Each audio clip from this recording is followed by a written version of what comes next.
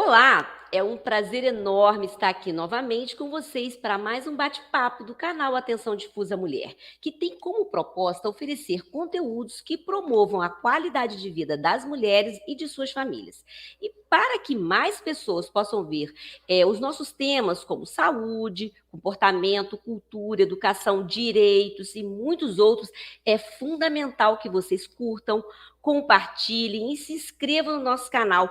Assim, o YouTube, ele reconhece a relevância e vai recomendando nossos vídeos, o nosso projeto vai se ampliando. E assim, a gente vai interagindo, vai trazendo para mais pessoas essas informações que a gente traz para os nossos vídeos, e o nosso universo vai se ampliando, vai se consolidando. E quem já é inscrita ou inscrito, a gente só tem a agradecer. Convida mais gente para fazer parte desse universo. Convida aí as amigas, os familiares, convida a gente para participar com a gente, ok?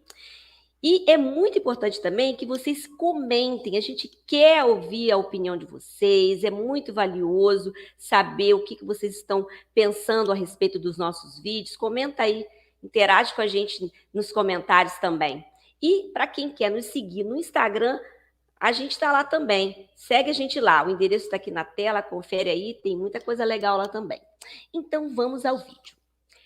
A legislação brasileira, em relação às mulheres, ampliou os mecanismos de proteção e garantia de direitos de maneira mais efetiva a partir do processo constituinte de 1988, fruto da massiva participação de organizações feministas. Desde então, o arcabouço legal vem ganhando peso, tendo como marco histórico a Lei Maria da Penha.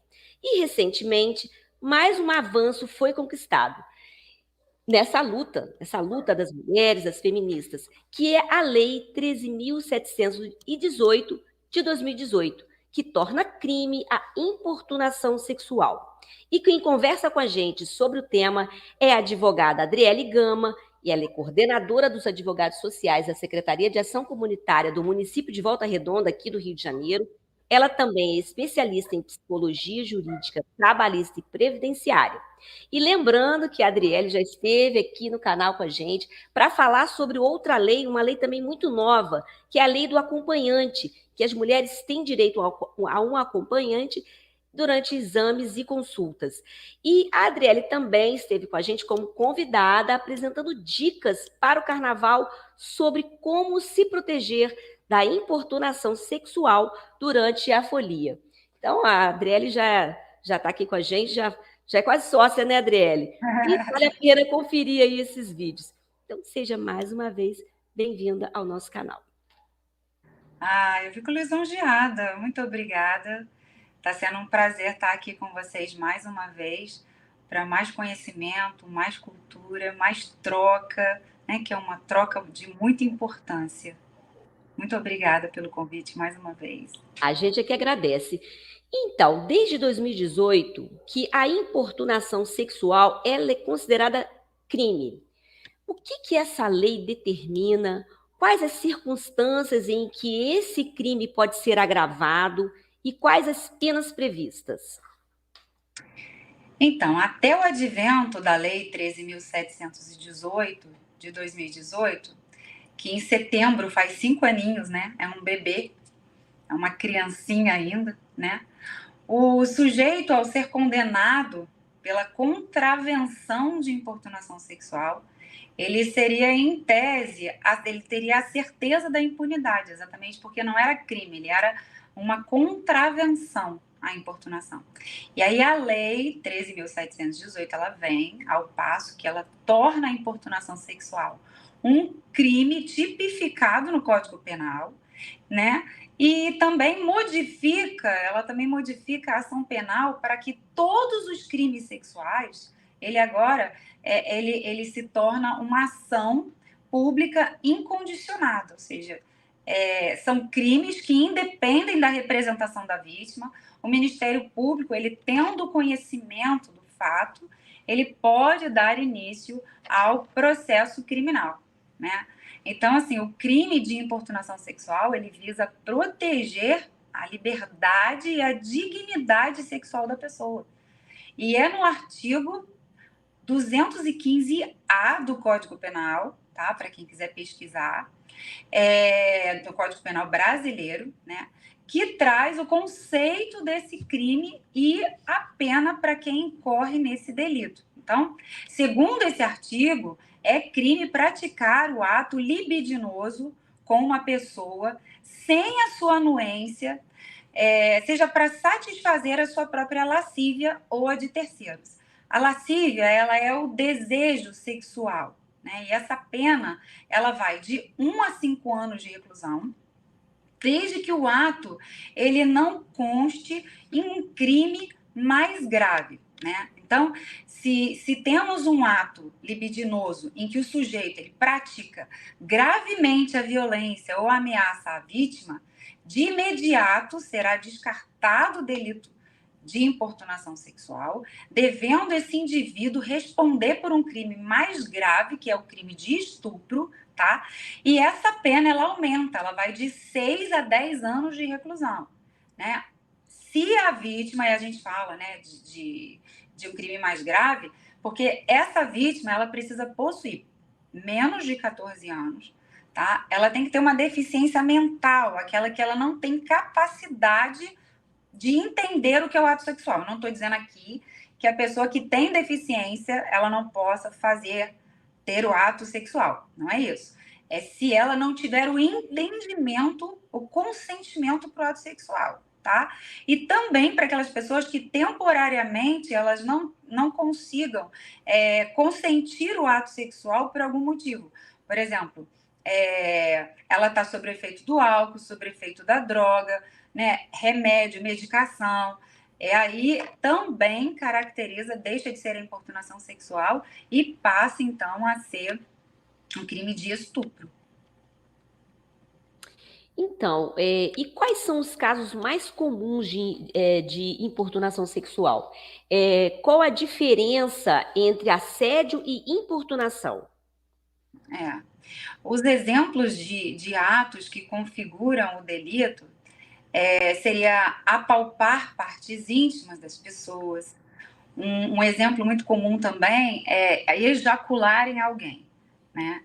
Inclusive, foi após um caso de um homem que ejaculou em uma mulher em um transporte público, né? Esse caso foi de grande repercussão, que surgiu a Lei 3.718, né? Revogando a importunação sexual no rol das contravenções penais e incluindo como um crime no Código Penal, visando coibir com mais efetividade a prática de abuso sexual. Então, o crime de importunação sexual, ele acontece quando alguém dolosamente, ou seja, a pessoa ela tem a vontade, o ânimos de praticar e satisfazer o ato criminoso, né, para satisfazer a sua própria lascívia, o seu desejo sexual, né, sem que a vítima ela traga permissão para isso. Já o assédio sexual, assim como no crime de importunação sexual, ele tem um objetivo jurídico, que é a dignidade sexual da pessoa. No crime de assédio sexual, há um constrangimento causado à vítima, em que o indivíduo tem o intuito de obter alguma vantagem ou favorecimento sexual, se valendo de uma posição hierárquica, assim, uma ascendência em relação à vítima, ou seja, no exercício do trabalho, né? O chefe que condiciona uma promoção a um ato sexual, né? Esse crime ele já é previsto no 216A do Código Penal Brasileiro e ele traz uma pena um pouco menor, que é de 1 a 2 anos de detenção. São crimes, né? Portanto, assim, totalmente distintos, desde que o seu conceito de pena é previsto como crime de assédio sexual, apesar de ser, às vezes, corriqueiramente confundido pela sociedade, ele se limita aos casos de hierarquia. Então, a importunação sexual e o assédio sexual, ele tem essa dúvida corriqueira, né? Porque tem essa confusão de um com o outro. Mas não tem o que se confundir, porque no assédio sexual é o famoso clássico em que o chefe assedia a vítima colocando o seu emprego, né, a condição e a função dela em risco diante das investidas, né? Por outro lado, o crime de importunação, ele pode acontecer por qualquer pessoa, né, precisando apenas que o indivíduo importune a mulher para satisfazer a sua própria vontade, né? E aí vem a reclusão de 1 a 5 anos, que é uma pena um pouco maior. Então, e há aumento de pena em casos de importunação sexual cometida por profissionais de determinadas categorias. Que categorias são essas? E a partir de que circunstância houve essa mudança, né? Se existe essa situação, essa diferença, quando é uma categoria, de repente médico, como que é isso? E a partir de quando há essa mudança? Sim. Então, quanto a uma categoria específica, ainda há um projeto de lei, né, que é o 39 de 2022, que tramita no Congresso Nacional, em que ele aumenta a pena de 2/3 para punir de uma forma mais severa os médicos e profissionais da área de saúde no exercício da profissão. Até porque isso acarreta diversos traumas, né? Você já tem uma pessoa ali adoecida, buscando um atendimento médico, tem aquela questão da confiança com o seu médico, né? Mas a pena de importunação sexual, independente da categoria, ela pode ser aumentada, tá? Já, de 1 a 2/3, se o crime ele for praticado por agente que mantém ou tenha mantido uma relação íntima de afeto com essa vítima, ou com o fim de uma vingança, ou até mesmo uma humilhação, né? Nós temos aqui, por exemplo, a tipificação dos crimes de vingança de pornografia.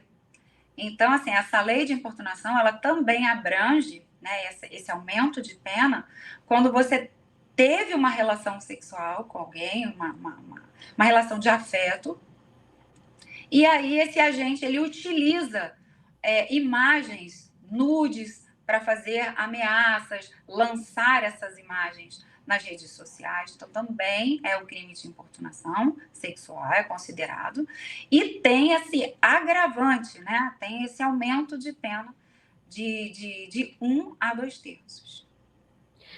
Adriele, e quais os resultados que têm sido observados desde que a lei foi implantada? Fala um pouco sobre isso com a gente. Se realmente ela está sendo eficaz com relação à proteção às mulheres. Como que tem sido desde 2018 para cá? Já tem um tempinho. Conta para a gente aí como que ela está sendo aplicada e os resultados. Sim, ela tem a sua eficácia, né? Porque até o advento dessa lei, o sujeito, ao ser condenado, era uma mera contravenção de importunação sexual, né? Que seria, em tese, essa certeza da impunidade. Então, nós já sabemos que essa contravenção penal, ela é passível, né, de um acordo, de uma transação penal. Então, ela não tinha uma pena severa, né? O sujeito, ele substituía essa pena por restritivas de direito, né? E com o advento da lei, o sujeito, ele pratica agora, ao praticar o crime, ele responde por uma pena privativa de liberdade de reclusão. Então, apesar dos avanços e das novidades, né, legislativas, ainda temos, obviamente, muito o que melhorar como sociedade, pois os números desses crimes, bem como a violência de gênero, elas são altíssimas, né? Então, apesar de ser um crime em que, na maioria dos casos, figuram como sujeito ativo um homem, o delito ele pode ser praticado tanto pelo homem quanto pela mulher, né? Mas eu vejo aí um grande avanço. Eu acho que, principalmente as mulheres, elas estão muito mais antenadas nos seus direitos e favoreceu muito. E, então, como a lei vem sendo aplicada nesses anos, eu acho que já dá para ter uma noção de estatística. Quais são as estatísticas envolvendo esses crimes de importunação no Brasil, né, que é a nossa realidade, que é muito crítica, como você colocou, da violência, né? E quais são os locais em que as mulheres ficam mais vulneráveis a situações de importunação? Então, fala um pouco para a gente aí, como é que está esse cenário de estatística, como que é isso? Sim, tem até uma estatística muito interessante que foi feita através da Defensoria Pública, né, que é do IPG, que é o Instituto Patrícia Galvão. A maioria das mulheres, ela teve algum testemunho desse tipo de constrangimento violento, né? A cada de 3 a cada 10 delas, elas já foram assediadas de alguma forma, né? E os dados sobre a importunação sexual, eles são alarmantes. Pelo menos 45% das mulheres já tiveram o seu corpo tocado sem o consentimento no local público. Então, esse tipo de crime, ele ocorre muitas das vezes em local público, né, de grande aglomeração. Às vezes a gente acha que vai sofrer esse tipo de crime em local isolado. Não, ele sempre acontece em locais de grande aglomeração. Ônibus, trem, boate, balada. Ele ocorre muitas das vezes em locais de grande concentração de pessoas. Então, e como as mulheres podem se defender, se proteger desse crime? E, por exemplo, como você citou, situações como o transporte público, por exemplo, como agir? Você está dentro de um metrô, dentro de um ônibus, é uma situação até mais difícil. Como que a mulher vai se defender nessas situações? E quais são os canais de denúncia que podem ser acionados? A gente tem duas situações, uma situação na hora que a pessoa sofre, né, a importunação, e a situação de você denunciar. Sim, as vítimas de importunação sexual, elas podem fazer a sua denúncia pelo Ligue 180, né, que é a Central de Atendimento à Mulher, e também acionar a Polícia Militar pelo 190. E, gente, também é muito importante fazer o boletim de ocorrência na delegacia mais próxima, na delegacia civil. E, se possível, reunir o máximo de testemunhas do acontecimento, verificar se o local que a pessoa estava possuía câmeras de vigilância. Lembre-se também que basta o testemunho da vítima, é o suficiente para que a autoridade policial ela faça o registro de ocorrência, tá? E tanto a vítima quanto a pessoa que tem conhecimento ou presenciou o fato, ela pode se dirigir à delegacia de polícia e relatar o que aconteceu, né? Tendo em vista que o crime ele é de natureza que não exige a representação da vítima propriamente dita, né? No entanto, o Ministério Público ele só pode iniciar um processo quando ele tem o conhecimento do delito, né?